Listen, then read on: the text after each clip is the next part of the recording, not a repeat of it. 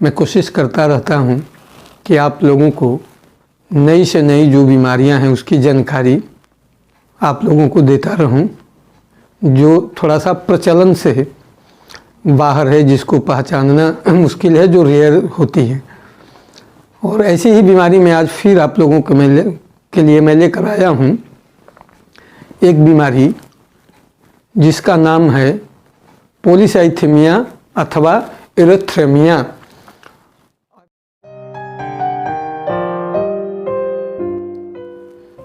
Hello friends, आज फिर आप लोगों के लिए एक आवश्यक विषय लेकर मैं हाजिर हूँ। अभी तक हम लोग जितनी बीमारियों के बारे में जाने, अमूमन ब्लड डिजॉर्डर की बीमारियों में हम लोगों ने एनीमिया के बारे में अभी तक जाना, समझा, पढ़ा। ज़्यादातर एनीमिया की ही चर्चा होती रहती है और ज़्यादातर एनीमिक डिजीज ही हुआ भी करती है। लेकिन ब्लड डिजॉर्डर की कुछ ऐसी खास बीमारियां हैं जिनको इग्नोर करना ख़तरनाक होता है, या जिनका शुरू में पहचान करना अगर बहुत टैलेंट चिकित्सक नहीं है तो उनसे भी भूलें होती हैं और इसमें समय ज़ाया होता है और फिर पेशेंट जो है वो क्रॉनिक होता जाता है और उसका इलाज जो है मुश्किल होता जाता है। तो ऐसे ही ब्लड डिजॉर्डर की बीमारियों में जिस प्रकार की थैलासेमिया, एप्लास्टिक एनीमिया वगैरह वगैरह बीमारियां हैं, उसी तरह की एक बीमारी है जिसे पॉलीसाइथेमिया के नाम से हम जानते हैं। पॉलीसाइथेमिया में हीमोग्लोबिन की मात्रा कम होने के बजाय बढ़ जाती है।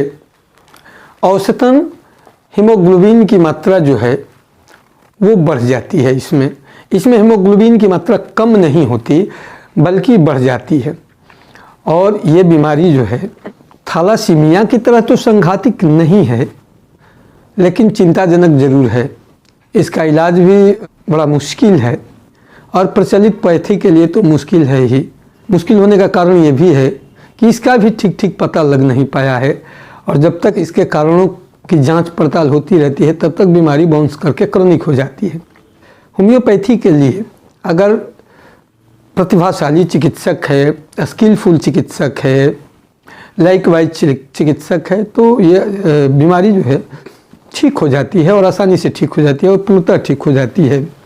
तो पॉलीसाइथेमिया मैं बता दूं कि होता क्या है इसमें।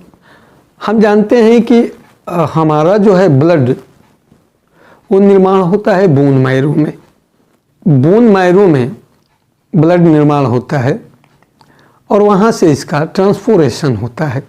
ब्लड मैरोस में अगर ब्लड औसतन कम बनने लगे तो एनीमिया की शिकायत होती है, या बोन मैरो में ब्लड बनने के बाद उसके शेप डिजॉर्डर हो जाए तो वो भी एनीमिया, थैलासेमिया वगैरह बीमारी होती है, जो एक तरह की ब्लड कैंसर ही होती है।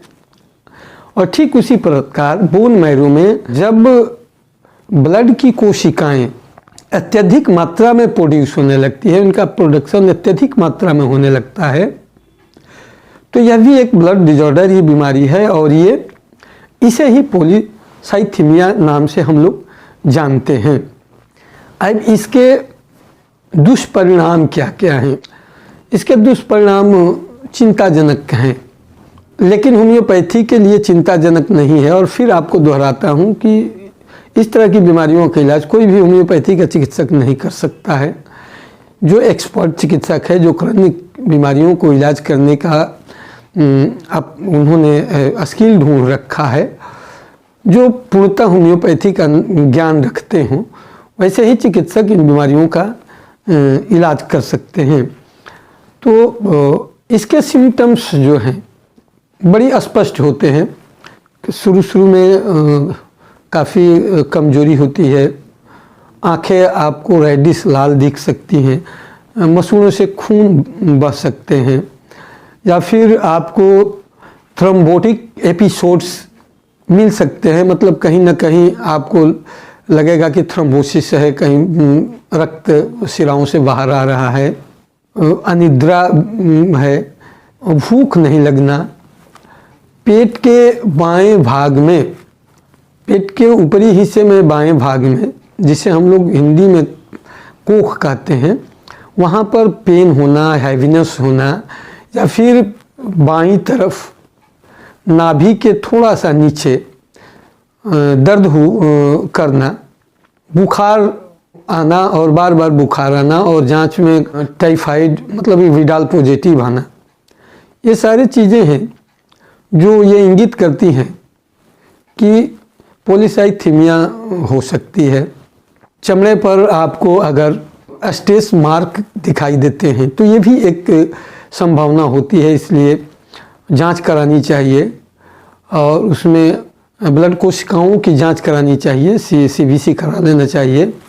और CBC कराने से पता चल जाएगा कि उसमें RBC की मात्रा क्या है, हीमोग्लोबिन की मात्रा क्या है। औसतन जैसे ही हीमोग्लोबिन की मात्रा बढ़ी हुई नज़र आए तो एक एक्सपर्ट चिकित्सक के देख रेख में बिना विलंब किए चले जाएं, और अगर मेरा सलाह उचित लगे तो बिना विलंब किए आप होम्योपैथ के एक्सपर्ट चिकित्सक के यहाँ जाएं। ब्लड जांच के बाद एक अल्ट्रासाउंड अथवा CT स्कैन जरूर कराना चाहिए, जिससे पता चल पाए कि स्प्लीन की क्या पोजीशन है। स्प्लीन अक्सर बढ़ जाती है, इसमें लिम्फोइड्स नोड्स बढ़ जाते हैं, तो लिम्फोइड्स नोड्स का क्या पोजीशन है, CT स्कैन होल एब्डोमेन का करा लेना चाहिए। और जैसे ही आपको लगे कि लिम्फ नोड्स भी बढ़े हुए हैं, स्प्लीन भी बढ़े हुए हैं, तो आप समझ जाइए कि आपको अब विलंब करने की ज़रूरत नहीं है, आप एक्सपर्ट चिकित्सक के देख रेख में ज़रूर पहुँचें। एलोपैथिक व्यू से अभी तक इसका एग्जैक्ट कारण नहीं ढूंढा गया है, और जब एग्जैक्ट कारण नहीं ढूंढा गया है तो मेरे हिसाब से इसका ट्रीटमेंट उस पैथी के लिए असंभव है, मुश्किल है। मैंने पिछले वीडियो में भी बताया था कि होम्योपैथी में इंटीग्रेशन एंड डिफरेंशिएशन इस तरह से किया जाता है, और बीमारियों के कारण को एक ट्रेट बताया गया है, एक मियाज्म बताया गया है, और मियाज्म को डिग्रीज में बांटा गया है। उस हिसाब से ये बीमारी कहीं न कहीं उस मियाज्म के अंतर ही आती है, इसे उससे बाहर ये जा नहीं पाती। इसलिए होम्योपैथी के चिकित्सक के लिए ये नामुमकिन नहीं है। होम्योपैथिक चिकित्सा इसमें बिल्कुल सफल है। ये मूलतः मल्टीपल मियाज्म की बीमारी है, और ज़्यादातर ये साइकोटिक मियाज्म के अंतर्गत आती है। मल्टीपल मियाज का मतलब हुआ कि सोरा, सिफिलिस, साइकोसिक, ट्यूबरकुलोसिस सारे मियाज में एक साथ आ सकते हैं, क्योंकि पॉलीसाइथीमिया अथवा एरिथ्रेमिया जो है ये बोन मैरो डिजॉर्डर, अब मैंने पहले भी बताया है था कि जहाँ भी डैमेज कंडीशन आते हैं वहाँ सिफिलिस और साइकोटिक मियाज्म विद्यमान रहता है। तो इस हिसाब से इसके मियाज्मेटिक जो है पहचान की जाती है, और फिर मोडालिटी ऑफ पेशेंट की मोडालिटी ली जाती है, उसके सिम्टम्स लिए जाते हैं, और उसके हेरिडिटरी हिस्ट्री ली जाती है, और उसके बाद दवा का सिलेक्शन होता है। आपको स्पष्ट रूप से बता दूं कि ये एक डिजॉर्डर और डिफॉर्मेशन की बीमारी है, इसलिए इसकी कोई एक दवा ऐसी नहीं है जिसको बताया जाए और उससे इलाज किया जाए। ये कॉम्प्लिकेटेड डिजीज़ है, और कॉम्प्लिकेटेड डिजीज़ में कई बार सिम्टम के हिसाब से दवाओं को चेंज करना पड़ता है, सेकंड प्रिस्क्रिप्शन बनाना पड़ता है, इसलिए इसकी दवा बताना संभव नहीं है। इसका एक फुल ट्रीटमेंट होता है, फुल ट्रीटमेंट कराना चाहिए विदाउट टाइम वेस्ट। आप होम्योपैथिक चिकित्सक के देख रेख में जाएं, आप देख लें कौन चिकित्सक का स्किलफुल है और रियली वो क्रॉनिक डिजीज़ को इलाज करने में एक्सपर्ट है कि नहीं। आप सिर्फ भीड़ देखकर किसी के यहाँ मत जाकर फंस जाइए। क्रॉनिक ट्रीटमेंट में वो डॉक्टर एक्सपर्ट है कि नहीं ये ढूंढिए, और उस डॉक्टर के यहाँ जाकर जल्द से जल्द इस बीमारी का इलाज करा लीजिए, और आपका बच्चा पेशेंट स्लो आना होम्योपैथिक विधि से ठीक हो जाएगा।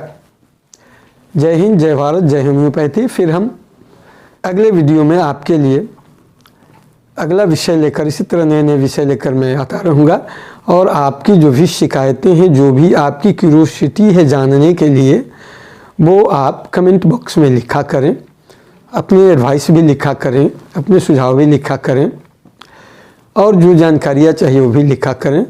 चैनल को सब्सक्राइब करते रहिए। जय हिंद, जय भारत, जय होम्योपैथी।